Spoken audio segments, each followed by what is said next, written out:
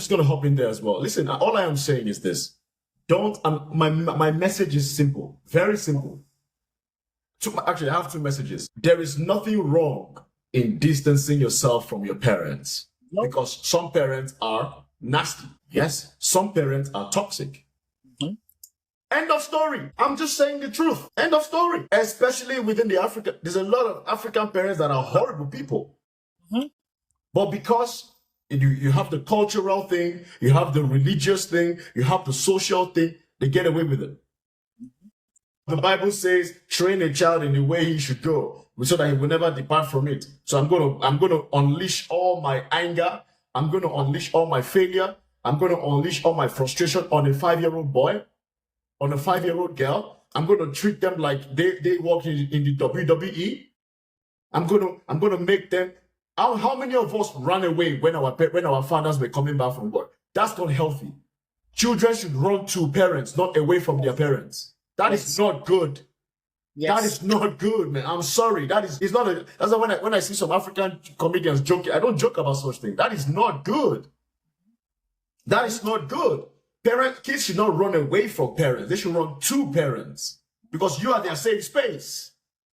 Mm-hmm. What are we doing here? Yeah. What are we doing here?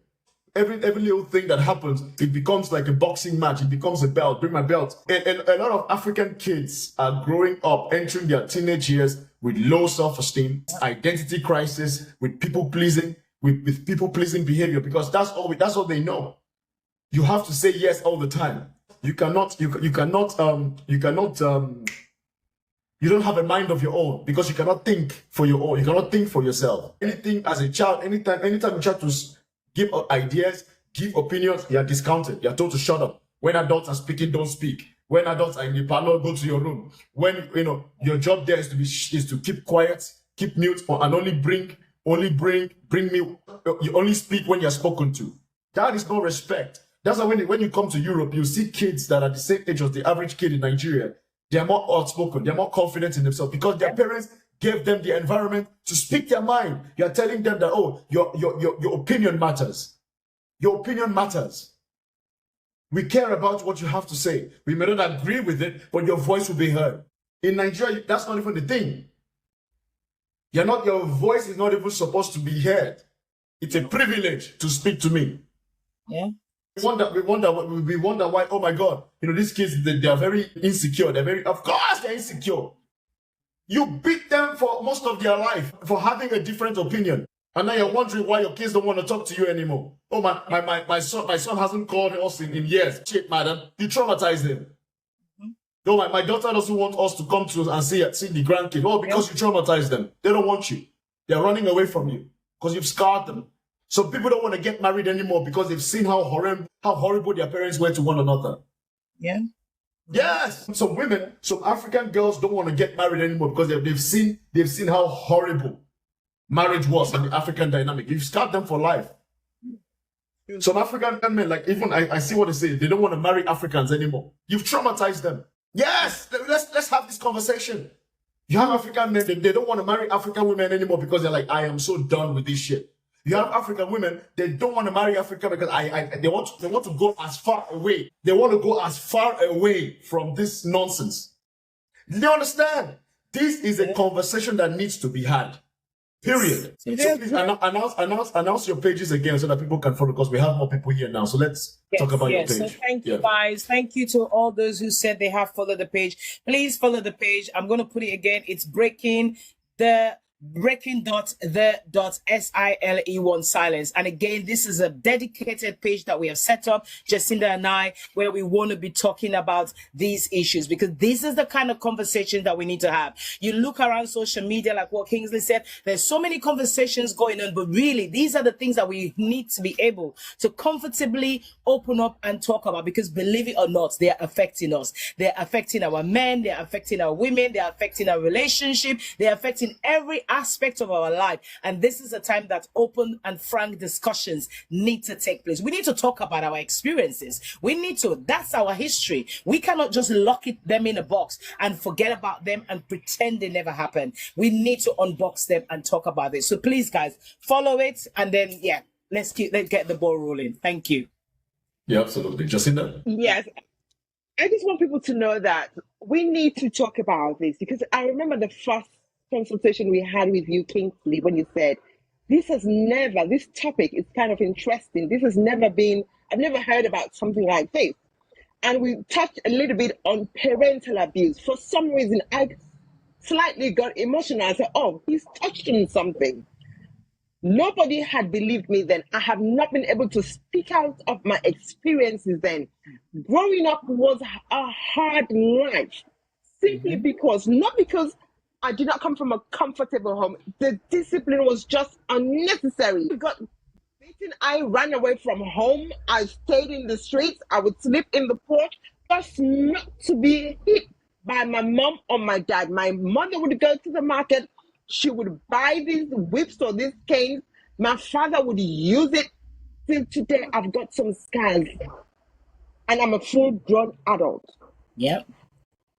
Up to today, I've got those scars that came back on some parts of my body. Yeah. Simply because I was a teenage girl that rebelled or did silly things with friends. Yeah. You understand? And then black and blue for what? Was I loved? No, you did not show me love. I was looked upon like a failure, like somebody who would not make it in life. Now, look at where I am a day like today, proving all of them wrong. Yeah. Mm-hmm. Yeah. Yes, and so this is something we need to tackle. I have been to churches. That's what my mother taught me. Gone to all these native priests. They've done all the same shit. That is why say something to me, I would answer you in a way you do not like it. And then when you ask me questions, I'll say, you have to respect me as an individual, then I'll respect your response. Yeah. But if you're going to talk to me anyhow, sure, I'm going to ask you, and I don't care. I'd rather be alone than be in a toxic relationship with my mom, with my siblings, with my partner. No, I'm fine by myself. I do not have to agree with you. I do not have to agree with you. I do not have to disrespect you. Don't disrespect me. My decision is my decision for myself, not for you. So if it doesn't sit down well with you, don't screw yourself. Excuse my French. Just leave me alone. Period. And this is something that I agree with, because I am not religious. There's a reason I stepped away from the church. I did. I'm not religious. I stepped away. My parents are very active in church. I stepped away from the church because of how hypocritical the church is. The church is one of the church, especially in the black community. The black churches, in my opinion, are one of the biggest purveyors of abuse, especially in Africa. The churches are very hypocritical. Very, very hypocritical. You protect the people that harm, and you demonize the people that are the victims of harm. You demonize people that are the consequence of no guidance. How many African parents have sat down with their teenage daughters, with their teenage son, and had a conversation about sex? Sex is taboo. You can't even talk about sex. Sex is something that we all deal with. It's a natural thing. Your hormones, especially when you're hitting puberty. How many African parents have sat down and talked about, oh my God, okay, so dear, this is how you're gonna feel as a man. This is how you're gonna feel. But please, you have to be this. Even how many African parents have spoken about safe sex using protection? Because let's be honest, man, we start exploring ourselves from teenager when puberty starts hitting. Like, what's all this? What's this? How many African parents have actually said, oh, so this is what a condom does. This is what it does. You know, stay away from this, stay away from that, do this, do that. We don't even talk about sex is a taboo. So guess what happens? Your child goes outside, starts looking here, starts looking there, starts looking here, starts looking there. When there's a consequence that happens, what happens? You kick the child out. You're angry at the kid now. Did you teach the child? Did you talk about sex? Did you educate about safe sex? No, you didn't. But now the child is now a stain. You've kicked them out. You take them to the church. You embarrass them. You put them at the back of the church so that everybody shames. We have a culture of shame. Shame.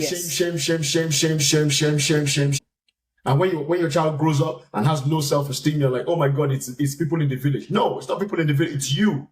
You traumatize your child. Not everything is witchcraft. No. Not everything is witchcraft. No. In fact, I don't think anything is witchcraft. It's all you're doing. It's your bad choices, your bad parenting, your horrible parenting. You never took care of your child. Some parents, when you had the means, see, I put this on African men especially. When some of you had the money, you didn't take care of your kids. You know how many African men that had money never provided for their kids? It was the woman. So many African men, they grew up seeing their mother struggle. Yeah. Struggle. So many African boys grew up seeing their mother being a single mother with a man in the house. That's why for me, when I see people talking about single mother, I say I don't really talk about it. Because there's a lot of married women in Africa that are single mothers. Believe that shit. Yes. Believe that shit. Let's even talk about it. Let's even talk about it. Let's open this fucking Pandora's box. Fuck it. A lot of people, we always talk about, oh, there's a man in the house. Who cares if there's a man in the house? Is he a good man? I don't care if there's a man in the house. Is he a good man? It's not just, is there a man in the house? There's a two-parent home. Is it a two healthy parent home? Because, man, I won't lie. I've seen some married couples. I'm like, damn, bro, God forbid. Yikes. Yikes. Two-parent home where it's fighting every single day.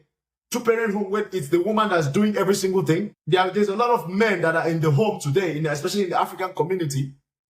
Yes, they might provide money, but what else are you providing? So, men, you only provide money, and that's not enough. If you're going to be a father in the house, are you providing emotional safe space for your kids? Are you providing emotional safe space for your wife? Yeah. Are you a safe space for people where people can come to? Some of us African men, you think, oh, once I provide money, that's it, end of story. I can be cheating on my wife, I can be having outside kids, but as long as I'm in the house, no! You're traumatizing your kids. You're telling your kids that, oh, as long as I put money in the house, I can do anything I want. That's not correct. You're saying to your wife, oh, you're saying this to your daughters, as long as the man provides money, he can beat me up. That's okay. That's what you're telling. Kids, pay attention to these things. Kids are watching. Kids see you. Especially for your daughters. They're saying, oh, you're the first man in your daughter's life. She's watching you. You come back home from work, you're putting hands on your wife. I'm the man of the house. I'm the man of the house. I pay the bills in this house. And so, that's what you're supposed to do anyway. Does that justify you being chaotic? Creating chaos? Your kids are scared of you. They are running away from, they would rather run into the lagoon than run to you. Your kids don't respect you. They fear you. There's a difference. A lot of African kids never respected their parents. They were scared of them. There's a difference. They were fearful. So many African men, you said just because I'm in the house. No. Are you a safe space?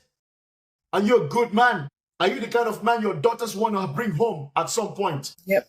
So it's not, no, let me finish. It's not just about there's a man in the house. No, I don't care about that. I've seen parents where there are two parents in the house, the kids are even more traumatized. I've seen kids from single mother households, they're better, well behaved. Do whatever you want to do. All I'm saying is just because there's a man in the house doesn't automatically equal good. Is he a good man? Is he a generous man? Is he an emotionally stable man? Is he abusive? No, I don't want that in the house. Yeah. Is he violent? No, we don't want that in the house. Yeah. Does it bring chaos? No, we don't want that in the house. That's all I'm saying. There's a lot of nuance in these kind of topics. Yeah. But we as Africans, especially as Black African men, even more especially, we need to come off this idea that, oh, just because there's a man in the house, it automatically means good. No, there's a guy when I used to live in Abuja. This guy, I remember his name is Kende, my brother at the time, and my friend at the time, Kende. His father was successful, but Jesus, my God, they were our backyard neighbors.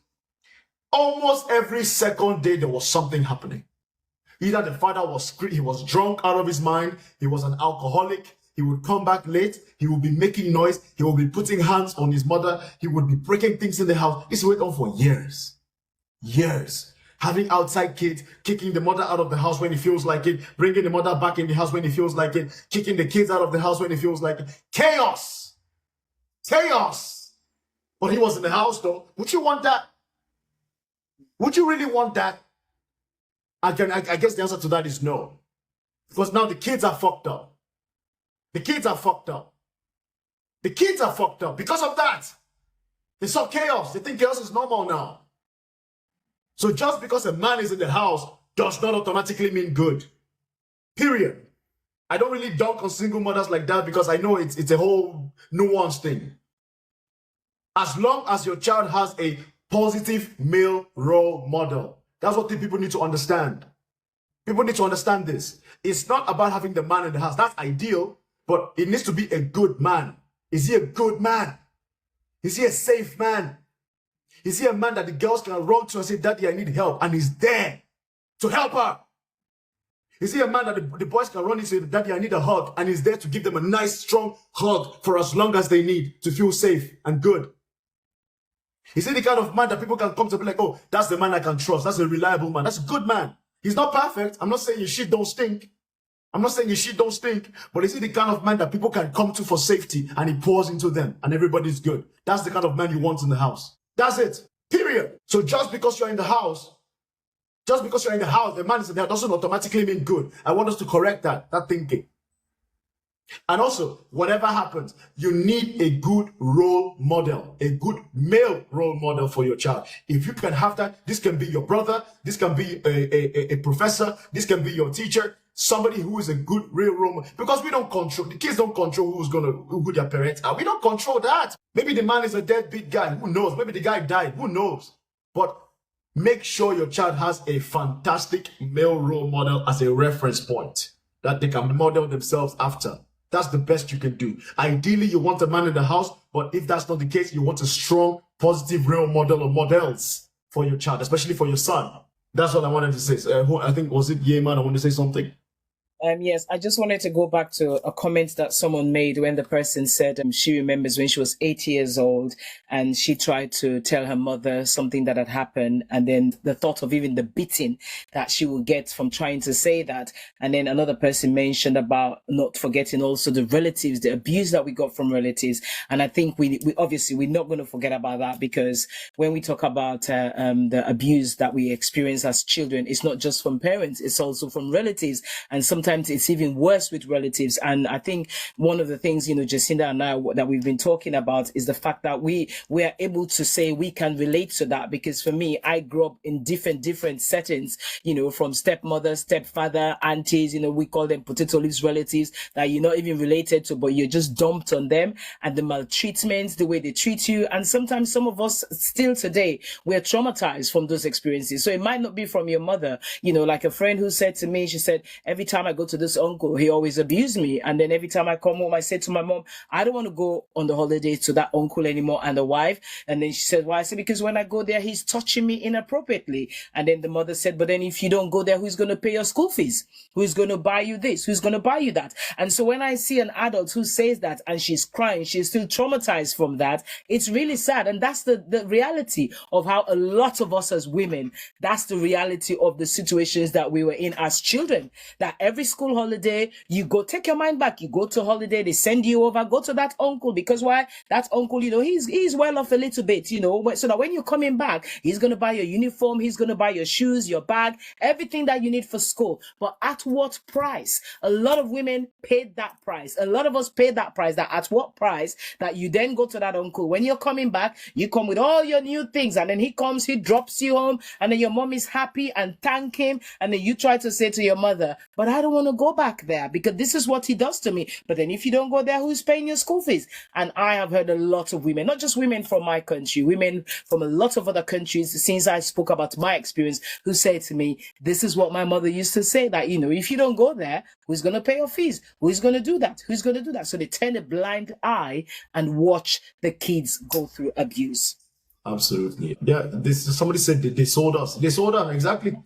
Yes. That's why when I see some women don't want to talk to them, but I don't, before, the former clicks would have been, oh, what? No, I don't even question it.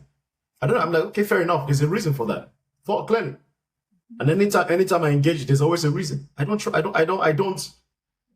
blame people for putting themselves forward now. I don't blame African kids for standing up for themselves. I don't blame them. I really don't. Because it's time we have this conversation. Just because somebody's your father does not automatically mean when you know better, it means you have to still be dealing with him. Period. You can love somebody from afar. That's my take. You can love somebody from afar. You can appreciate somebody from afar. Some parents are toxic. Some parents are bad people. Just because they're your father doesn't automatically mean they're awesome. Just because somebody's your mother doesn't mean they're awesome. Some people are bad. Some people are narcissists. There's a lot of undiagnosed, mentally unstable parents in Africa right now. Because mental health is not even a topic we talk about. There's a lot of bipolar parents. There's a lot of narcissistic parents, psychopathic parents, sociopathic parents in Nigeria right now. It's for sure. For sure. You understand? They're out there raising kids, traumatizing people that come into their vicinity. And when those parents grow up, like, I don't want to talk to my provider anymore. What will God say? God, man, leave God out of this. I beg. God is even tired of our shit.